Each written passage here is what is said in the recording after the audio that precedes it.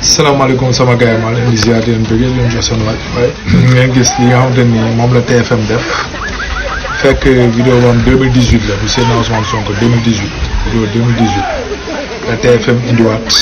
di ko teg mel ni tey 2024 bi Ousmane Sonko demee Touba tey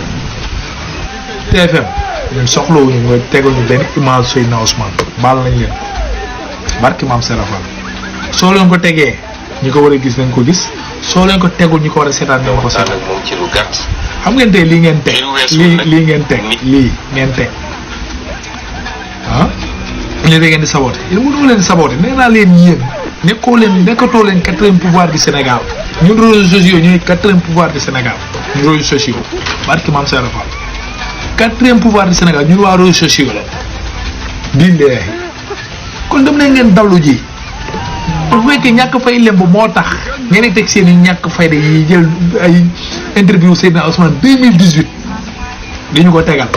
naa da ngeen di saboté gis nga li ngeen di bañ ñu gis ko ñëpp àdduna wër na àdduna